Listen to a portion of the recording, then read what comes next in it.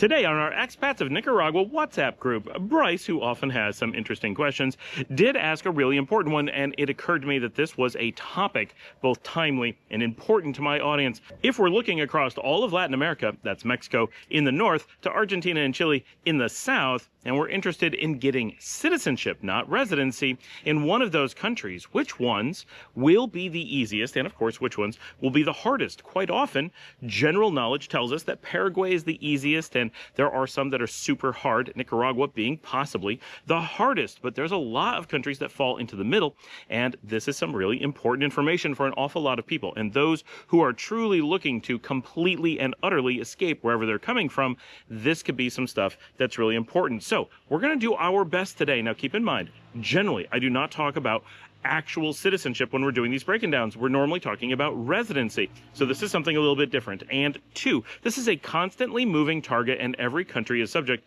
to changing their laws and rules and regulations at any time. There's a lot of nuances. And as we know from here in Nicaragua, what is available to research online is not consistently correct. And so we're going to do our best to use real sources. I am not going to be using ChatGPT or anything like that to just pull what's easy that you can go get misinformation. We're going to try to actually get some solid information here as best as we can and come up with a comparative across Latin America. So at least we have a starting point, and it gives you at least a pretty consistent guide to which countries are encouraging the idea of citizenship and which ones are very much discouraging it and which fall in the middle. And I do want to point out, very importantly, one is that this is a lot of countries, so these things can be changing on a very frequent basis. So be aware that you may be looking at constantly moving rules and regulations as far as this is concerned. Even if you're in process, even if you're very far down that road, it may still change on you. And two, because of current events that are going on, we see several countries, specifically Panama and Mexico, which really get a lot of attention, that are rapidly changing their approach to how they're handling things because so many people are moving in and they're questioning whether that's something that they want. So we're seeing some pretty big moves in some cases that will be difficult to keep current on. So just things to be aware of, but we're going to get to the list of exactly how everywhere falls within Latin America for getting citizenship right after the bump.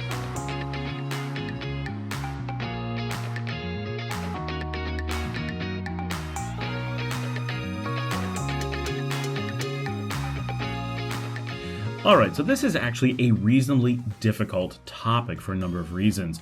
Doing research and digging into what every country is going to offer throughout Latin America is hard for some really critical reasons. One is that much of this information is not widely available. It seems like these must be things you can just go look up anywhere, and there are a few places that attempt to accumulate this information, but for the most part, what you get is scam sites in most places, or places that have just abandoned the idea and tried it in the past or whatever. So finding comprehensive sources anywhere is very difficult. And also this information is not uniform. It is not like there's a simple set of checkbox that we're able to go into and discover everything that we need to know. Sorry, I'm looking at my computer as we do this.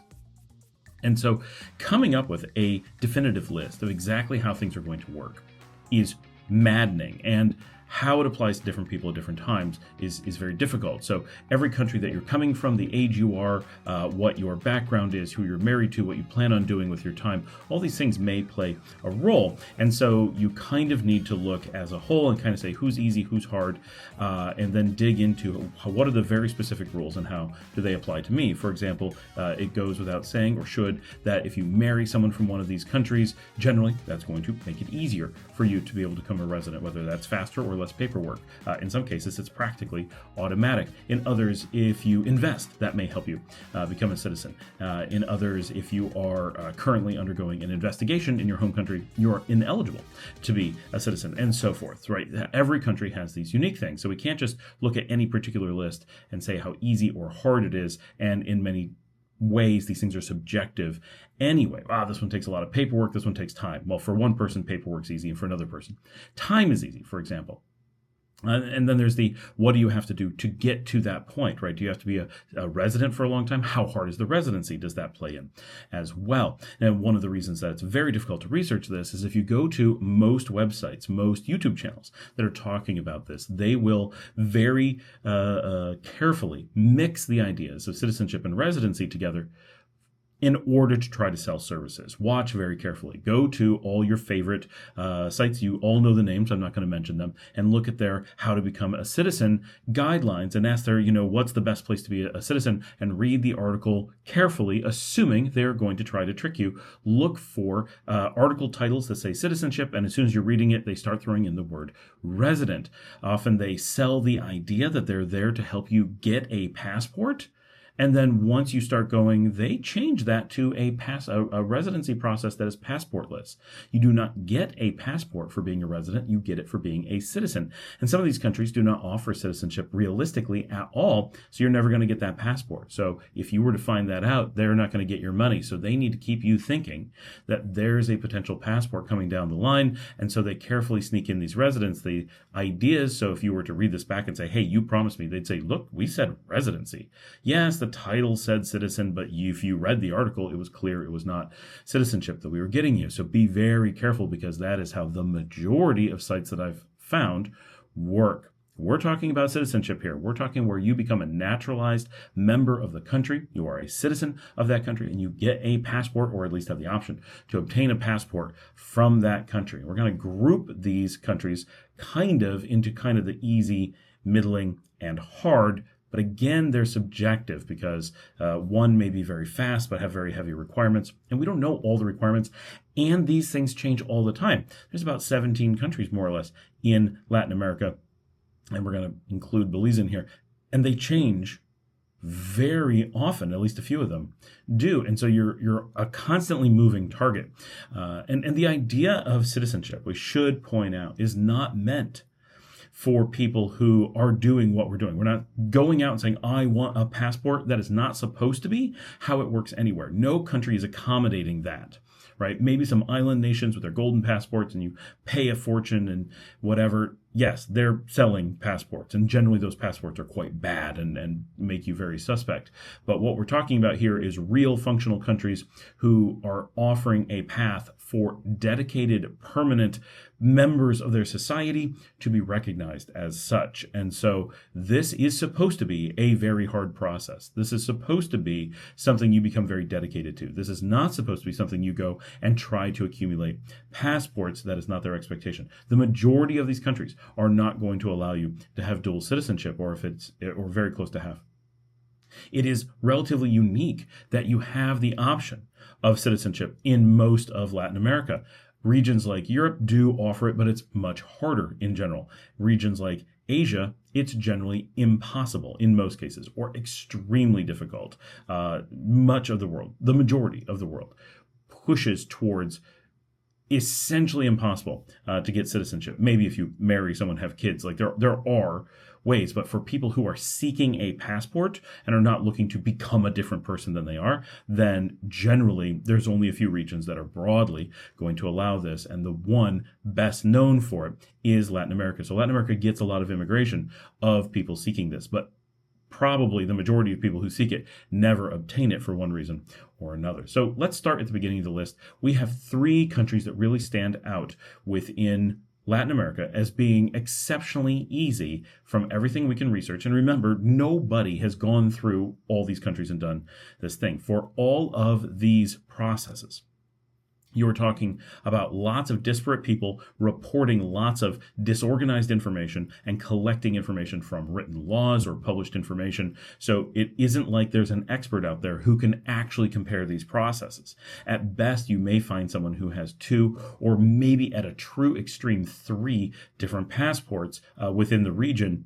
And their first one always comes from having been born in the region, or at least almost always. And so the amount that any given person could go through these processes, and even if they did, in most cases, these processes would be exclusive. So if you're working on Colombia at the moment, you would not be able to work on El Salvador until you were done doing Colombia. Well, if it takes 5 years for one, that's half a decade has passed before you start the next one. Your life situation will have changed during that time. Your age category will have changed during that time, and the world in which you are researching this will have changed. El Salvador will be a different place 5 years from now, and when you get to there, Colombia will have been a different place 5 years ago. So collecting meaningful current information is physically impossible to have from a comparative source, which makes this all very strange. But there's a reason that no one needs to be able to do this, because that's never the intent. The idea is find a country that could potentially offer you citizenship if that is something that in some way matters to you. In general, we say that should not be a goal, right? That's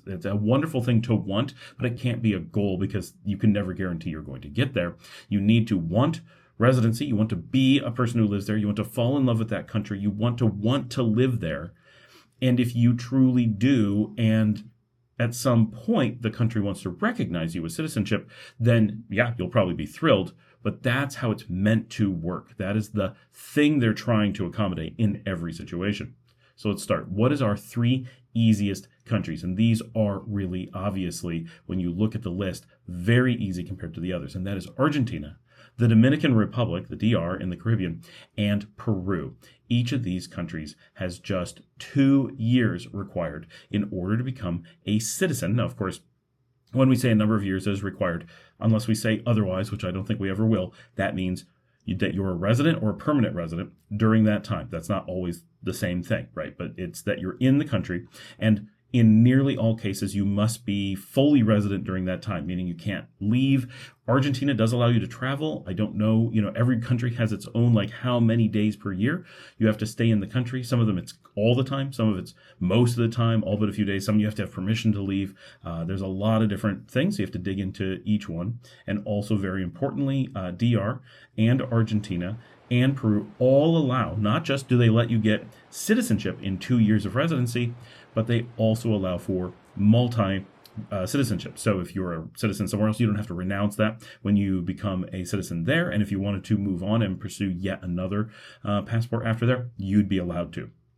So they really stand out as looking for more citizens. And especially Argentina and Peru really stand out as these are countries with massive amounts of open space, massive amounts of resources, and the ability to handle hundreds of thousands of immigrants moving into their countries without being super impactful. They have giant populations and lots of open space to put people in. So there's reasons why they make citizenship and residency very, very accommodating in those countries. Now, the DR, I don't know what logic they're using other than they really do work heavily with a lot of expats who move into their country, and they're just being accommodating of that.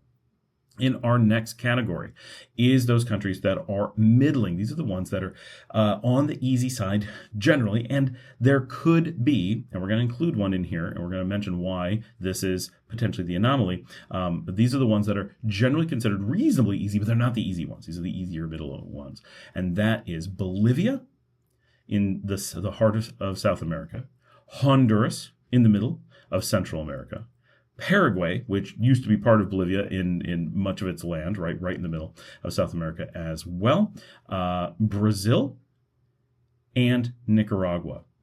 Now, these get a little bit more interesting. So if we're looking at Bolivia, it's 3 years and dual citizenship is allowed. So it nearly competes with the easiest ones, right, at 2 years. Honduras also 3 years, but does require, and some of these may have these kinds of tests and we don't always know, right? Getting this exact information is very tough.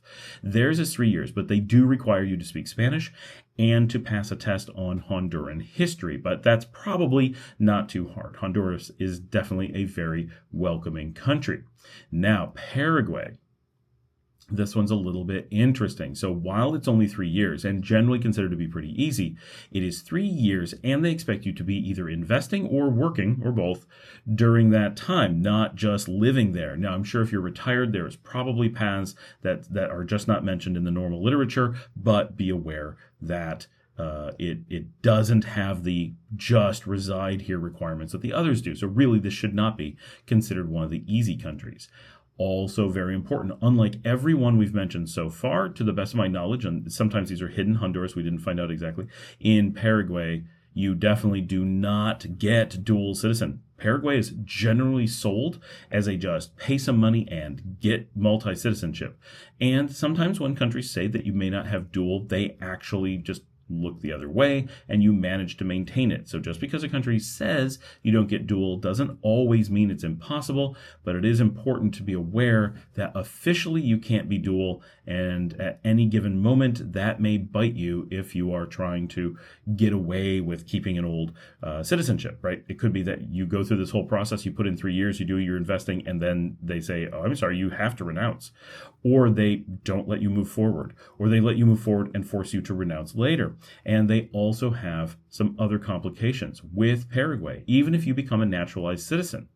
And this is some big deals because quite often, like I said, people are being encouraged to simply buy their citizenship. And the idea that many people have is that they're going to buy this passport, they like having this passport, they're going to travel the world, they're going to do all kinds of things. So they're thinking of it as purchasing a passport and not becoming a citizen within that country physically. If you were to acquire another passport after Paraguay, and they find out about it, which they're very likely to, your Paraguayan passport is automatically revoked. So you stop being a citizen by the act of getting another passport, which many people, again, doing this, are expecting to get more passports. So if you were to pursue that, you would end up throwing your Paraguayan one away. Also, if you live outside of the country for more than 3 years without getting special permissions to do so, you also automatically lose your citizenship. So the very reason that many people pursue Paraguay actually doesn't work for Paraguay. So it's got these really major caveats that are quite unique and people need to be aware. Now, of course, Paraguay needs these because they make getting that initial passport quite easy, and a great number of people go after it thinking that they're going to acquire a whole bunch more and never live in the country. Because Paraguay is so landlocked, and generally, while it is a very nice country and very safe, it is not actually a country that many people really want to live in, right? It just isn't flashy. It doesn't have the big cities. There's a lot of things. It just doesn't have a lot of resources. Because of that, many people think that they're going to use it as kind of a launching point for things and then maybe never return, because they, just like with Mexican residency, they think they can just buy it from abroad and never really be a part of society. And Paraguay is protecting against that, and good for them for taking that seriously. So that is something that people really need to know. Now, Brazil, which we generally don't think of as being super easy, and importantly, their residency is harder for Americans, especially now, than many of these other countries. So while their citizenship process isn't that hard, their residency may be harder than you expect, but they are just 4 years.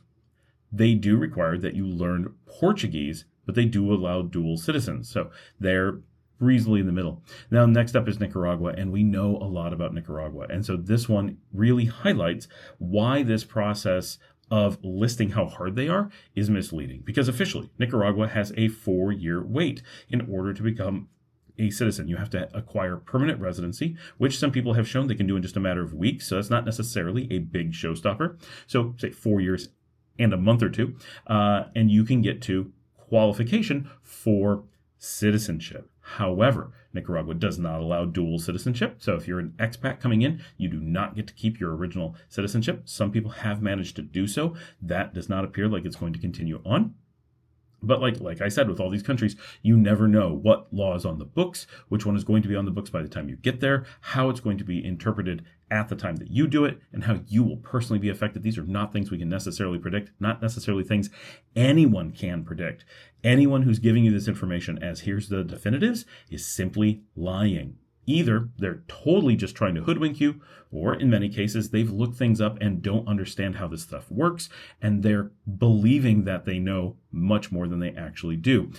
So with Nicaragua, one of the things we know is that once you get past that final step, you have to have presidential or National Assembly approval directly to approve you as a citizen. That's a major step, and very, very few people get that, especially get that after just 4 years of permanent residency. And so in most cases, we find that getting citizenship in Nicaragua is tantamount to impossible. It is simply not something you can predict. And so that is something we risk in all these countries, even ones that feel like they may be quite easy, in practice may end up being quite hard. And again, Just because they were easy for someone you've spoken to 2 years ago, they may be hard for you in 2 years. So that stuff does move quite a bit, and you have to be really aware of that.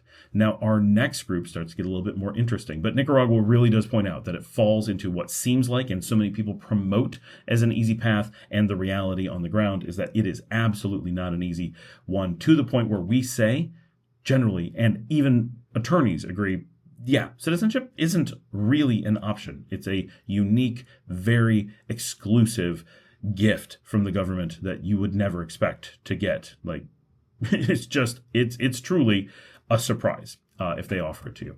Now with Belize, in some sources, they say 5 years. Now this is the next group. This is the harder middling group. However, when we looked it up, Belize has no clear path. So while there may be something on the books that says 5 years, it is not clear how you can ever apply for that. So again, sometimes if you're on the ground, you may know things that no resource online has, or the resources that I found.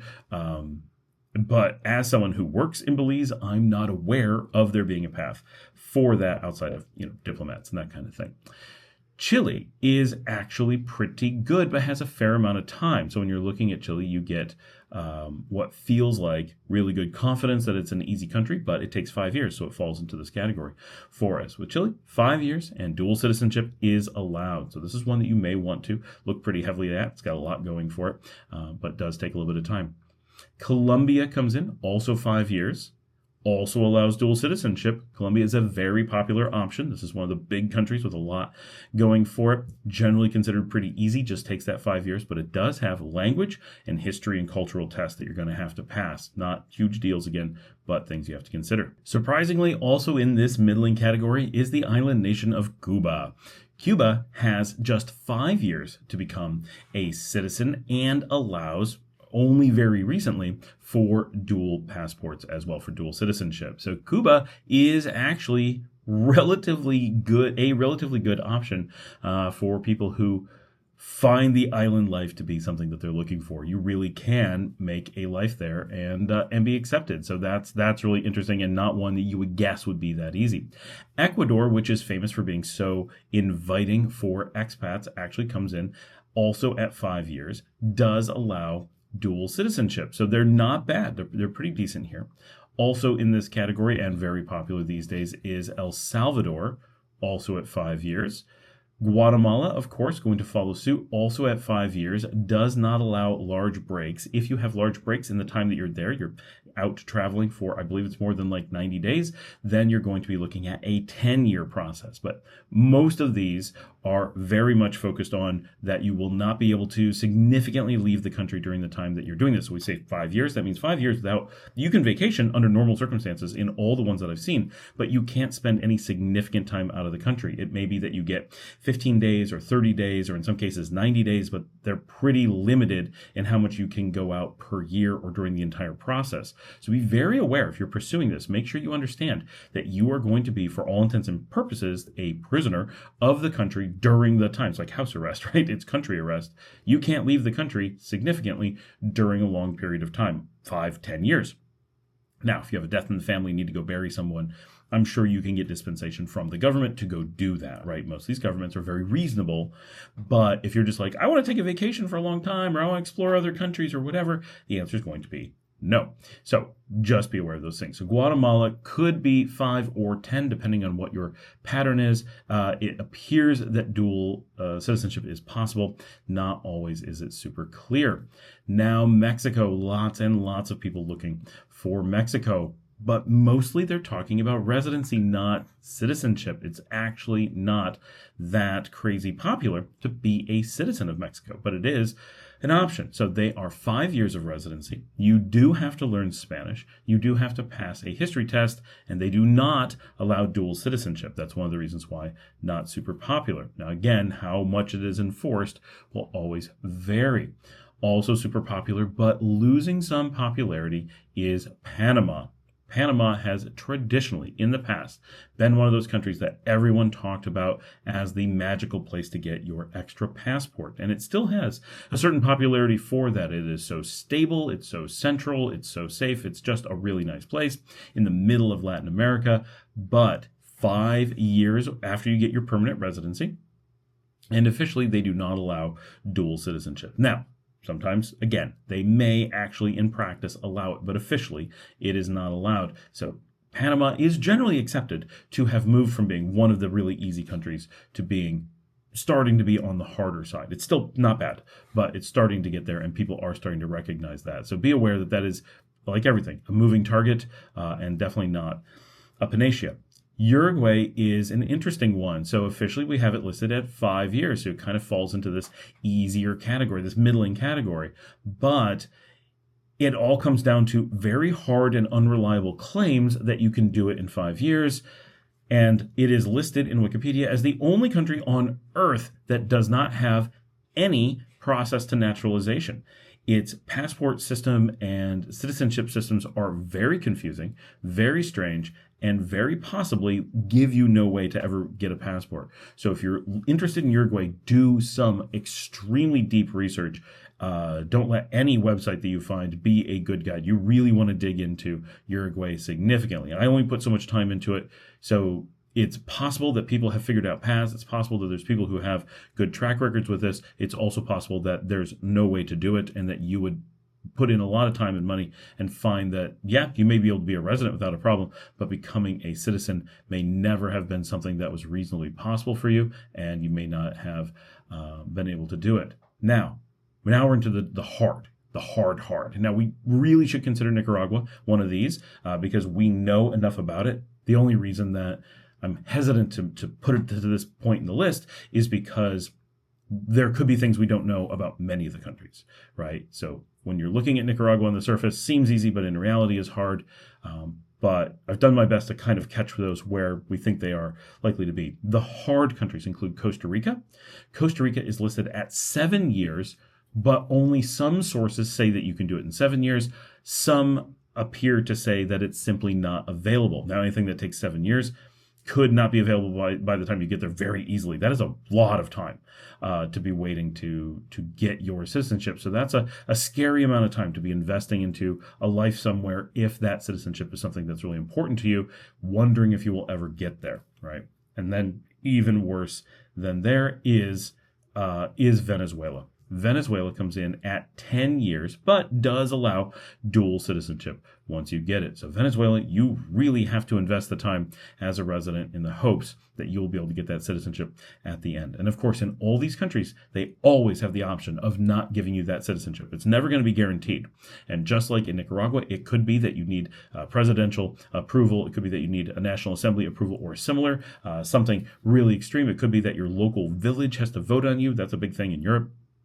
So that's our breakdown of which ones are easy or hard. If you want to say what is hard and just a quick guide, I would say Uruguay, Nicaragua, Costa Rica, and Venezuela. They're the hard ones. You have to be so dedicated and willing to take so many chances. Which ones are the easy ones? I'm going to say the easy-ish category. We're going to expand it a little bit.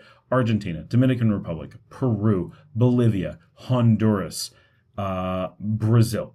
Those are the ones that I would say are easy, with Brazil kind of being on the line. Everyone else falls basically into the middle.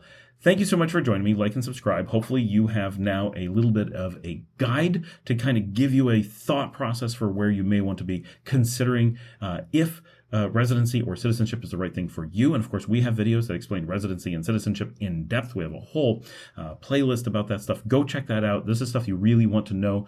Well, you want to be deeply ingrained in exactly what these terms mean and how they apply to you and which things you actually want. And you really have to let go of a lot of preconceptions, because people tell me they need residency for reasons that often are not tied to it. People tell me they need citizenship for reasons they don't understand. People are moving to countries having no idea how hard it is or how easy it is or why they would do certain things. And it's very easy to be led astray. So make sure you're getting good information and make sure you understand exactly why you want to do something. Define your goals as actual goals and not, I want to be a citizen. That's never a goal, right? Something that citizenship gives you, passport, something like that, that might be a goal. But just citizenship itself, other than feeling good about being recognized by a country, it's not a goal. So watch that really carefully. If you'd like to support the channel, you can buy me a coffee at buymeacoffee.com/Scott Allen Miller. And as always, get in the show notes. You can help support my producer who has Hodgkin's lymphoma. We have a GoFundMe for her. We have ability to contact me, all of my social media, our instructions on how you can send in a video question of yourself, which we love getting. And of course, get down in the comments and say hello. If nothing else, let us know why you want a passport, why you want citizenship. Do you just want residency? What countries are you looking at? Which ones are interesting to you? What have you discovered? Which things on my list are wrong? And so forth. Let me know, and I will see all of you tomorrow.